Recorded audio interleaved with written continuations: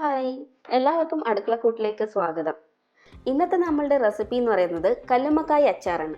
അമ്മയുടെ സ്പെഷ്യൽ കല്ലുമ്മക്കായ് അച്ചാർ. അപ്പോൾ റെസിപ്പിയിലേക്ക് പോകുന്നതിന് മുന്നേ അവിടെ കാണുന്ന സബ്സ്ക്രൈബ് ബട്ടണും അതിൻ്റെ തൊട്ടടുത്ത് കാണുന്ന ബെല്ലൈക്കണും കൂടി ക്ലിക്ക് ചെയ്യാൻ മറക്കരുത്. ഈ അച്ചാർ ഉണ്ടാക്കുന്നതും അമ്മ തന്നെയാണ് കേട്ടോ. അപ്പോൾ നമുക്ക് റെസിപ്പിയിലേക്ക് പോയാലോ? ഇവിടെ ഇപ്പോൾ നമ്മൾ 3/4 കിലോ കല്ലുമ്മക്കായ് എടുത്തിട്ടുണ്ട്. ആദ്യം തന്നെ നമുക്കിത് നന്നായിട്ട് വൃത്തിയാക്കി എടുക്കണം. വൃത്തിയാക്കി എടുക്കാൻ വേണ്ടിയിട്ട് അതിൻ്റെ തോട് പൊളിക്കേണ്ട ആവശ്യമുണ്ട്. അത് കുറച്ച് കഷ്ടപ്പാടാണ്. അപ്പോൾ അതിന് വേണ്ടിയിട്ട് നമ്മൾ ഈ കല്ലുമ്മക്കായ് ആദ്യം വെള്ളത്തിലിട്ടിട്ട് നന്നായിട്ട് പുഴുങ്ങിയെടുക്കുക. അപ്പോൾ അതിൻ്റെ തോല് നമുക്ക് പെട്ടെന്ന് പൊളിച്ചെടുക്കാൻ പറ്റും. അതിൻ്റെ ഉള്ളിലുള്ള ഇറച്ചിയും നന്നായിട്ട് വൃത്തിയാക്കിയെടുക്കുക. അപ്പോൾ നിങ്ങൾക്ക് ഇവിടെ കാണാൻ പറ്റും വൃത്തിയാക്കിയ കല്ലുമ്മക്കായ്. ഇനി ഇതിലേക്ക് നമുക്ക് ആവശ്യമുള്ള ഉപ്പ് ചേർത്ത് കൊടുക്കാം. ഉപ്പ് ചേർത്തതിന് ശേഷം ഇതിലേക്ക് നമുക്ക് മഞ്ഞൾപ്പൊടിയാണ് ചേർത്ത് കൊടുക്കേണ്ടത്. മഞ്ഞൾപ്പൊടി 1 ടീസ്പൂണോ അല്ലെങ്കിൽ 1.5 ടീസ്പൂണോ മഞ്ഞൾപ്പൊടി ചേർത്ത് കൊടുത്ത് നന്നായിട്ട് പുരട്ടുക, നന്നായിട്ട് കുഴക്കുക. അപ്പോൾ എല്ലാ ഭാഗത്തും ഉപ്പും മഞ്ഞൾപ്പൊടി എത്തുന്ന രീതിയിൽ കുഴച്ചെടുക്കുക. അതിനുശേഷം പാൻ സ്റ്റവിൽ വെച്ച് അതിലേക്ക് ആവശ്യമുള്ള എണ്ണ ചേർത്ത് കൊടുക്കുക. എന്നിട്ട് എണ്ണ ചൂടായി കഴിഞ്ഞാൽ നമ്മൾ കല്ലുമ്മക്കായ് ഫ്രൈ ചെയ്തെടുക്കണം. ഫ്രൈ ചെയ്യുമ്പോൾ എന്താ ശ്രദ്ധിക്കേണ്ടതെന്ന് വെച്ചാൽ ഇത് നന്നായിട്ട് ഡീപ്പ് ഫ്രൈ ആവേണ്ട ആവശ്യമില്ല. ഒരു ഹാഫ് ഫ്രൈ ആകുമ്പോൾ നമുക്കിതിൽ നിന്ന് എണ്ണയിൽ നിന്ന് കോരി മാറ്റാം.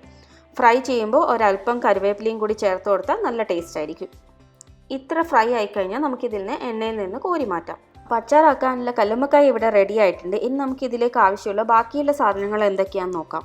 10 പച്ചമുളക് വട്ടത്തിലരിഞ്ഞത്, അതുപോലെ ഒരു വലിയ കഷ്ണം ഇഞ്ചി അത് ചെറുതായി അരിഞ്ഞത്, അതുപോലെ ഒരു 20 അല്ലി വെളുത്തുള്ളി വേണം.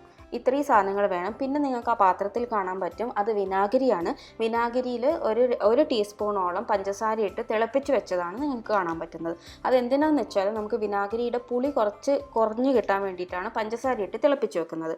പിന്നെയുള്ളതാണ് കല്ലുമ്മക്കായ് നമ്മൾ ഓൾറെഡി കുക്ക് ചെയ്ത് വെച്ചത്. ഇനി ഒരു പാൻ എടുത്ത് സ്റ്റവിൽ വെക്കുക. എന്നിട്ട് അതിലേക്ക് നമ്മൾ നല്ലെണ്ണ ഒഴിച്ചു കൊടുക്കുക. നല്ലെണ്ണ ഒഴിക്കാൻ പാടില്ല, കോക്കനട്ട് ഓയിൽ ഒഴിക്കാൻ പാടില്ല അച്ചാറാക്കുമ്പോൾ. അത് പ്രത്യേകം ശ്രദ്ധിക്കുക. അതിനുശേഷം എണ്ണ ചൂടായി കഴിഞ്ഞാൽ അതിലേക്ക് നമ്മൾ വെളുത്തുള്ളിയും ഇഞ്ചിയും കൂടി ചേർത്ത് കൊടുത്ത് കുറച്ച് നന്നായിട്ടൊന്ന് വഴറ്റി കൊടുക്കുക. ഒന്ന് വാടി കിട്ടണം. ഒരു ലൈറ്റ് ബ്രൗൺ കളർ ആകുന്നവരെ ഒന്ന് വഴറ്റി കൊടുക്കുക. അതിനുശേഷം ഇതിലേക്ക് നമ്മൾ പച്ചമുളകാണ് ചേർത്ത് കൊടുക്കുന്നത്. പച്ചമുളക് നേരത്തെ നമ്മൾ ഓൾറെഡി അരിഞ്ഞു വെച്ചിട്ടുണ്ട്.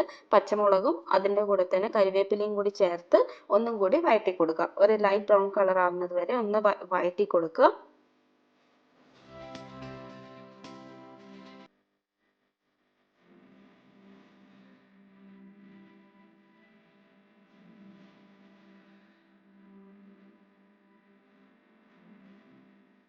ഓക്കെ, ഇതിൽ എന്തൊക്കെയാ മസാലപ്പൊടികൾ ചേർക്കേണ്ടതെന്ന് നോക്കാം. ഇതിലേക്ക് ആദ്യം തന്നെ 2 ടേബിൾ സ്പൂൺ മുളക് പൊടി ചേർത്ത് കൊടുക്കുക. 1 ടേബിൾ സ്പൂൺ മഞ്ഞൾപ്പൊടി ചേർത്ത് കൊടുക്കുക. ഇത് രണ്ടും ചേർത്തതിന് ശേഷം ഇതിലേക്ക് നമുക്കിനി അച്ചാർ പൊടി കൂടി ചേർത്ത് കൊടുക്കണം. അച്ചാർ പൊടി ഏകദേശം 2 ടേബിൾ സ്പൂണോളം അച്ചാർ പൊടിയും കൂടി ചേർത്ത് നന്നായിട്ട് മിക്സ് ചെയ്തെടുക്കുക.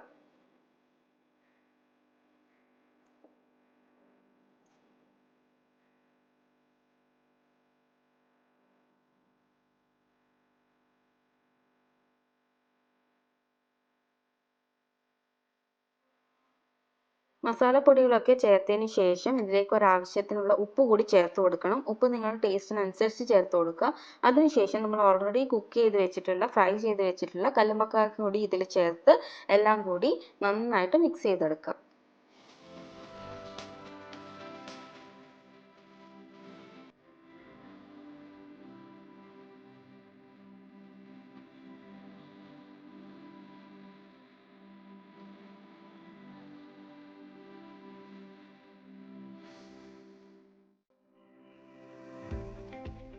ഇനി ഒരു ചേരുവയും കൂടി ചേർത്ത് കഴിഞ്ഞാൽ നമ്മുടെ അച്ചാർ ഇവിടെ റെഡിയാവും. അതാണ് നമ്മുടെ വിനാഗിരി. നമ്മൾ ആദ്യം ചൂടാറാൻ വേണ്ടി വെച്ച് തിളപ്പിച്ച് ചൂടാറാൻ വേണ്ടി വെച്ച് വിനാഗിരി കൂടി ഇതിലേക്ക് ചേർത്ത് കൊടുത്ത് നന്നായിട്ട് മിക്സ് ചെയ്ത് വെക്കുക. അതിനുശേഷം ഇതൊരു 5-6 മണിക്കൂറോളം റെസ്റ്റ് ചെയ്യാൻ വെക്കുക. എന്നാലേ ഈ കല്ലുമ്മക്കായിലേക്ക് എല്ലാം നന്നായിട്ട് പിടിക്കുകയുള്ളൂ. അപ്പം നമ്മുടെ കല്ലുമ്മക്കായ് അച്ചാർ ഇവിടെ ഏകദേശം റെഡി ആയിട്ടുണ്ട്. ഇതിനി നമുക്കൊരു 4-5 മണിക്കൂറിന് ശേഷം നമുക്കൊന്ന് ടേസ്റ്റ് ചെയ്ത് നോക്കാം. അപ്പം നമ്മുടെ അച്ചാർ ഇവിടെ റെഡി ആയിട്ടുണ്ട്. സൂപ്പർ ടേസ്റ്റാണ് കേട്ടോ. എല്ലാവരും ട്രൈ ചെയ്ത് നോക്കുക. ട്രൈ ചെയ്തിട്ട് ഇഷ്ടപ്പെട്ടിട്ടുണ്ടെങ്കിൽ കമൻറ്റ് ചെയ്യാൻ മറക്കരുത്. അതുപോലെ അടുക്കളക്കൂട്ട് ചാനൽ സബ്സ്ക്രൈബ് ചെയ്യാത്ത ആൾക്കാരാണെങ്കിൽ തീർച്ചയായും സബ്സ്ക്രൈബും ചെയ്യണം. താങ്ക്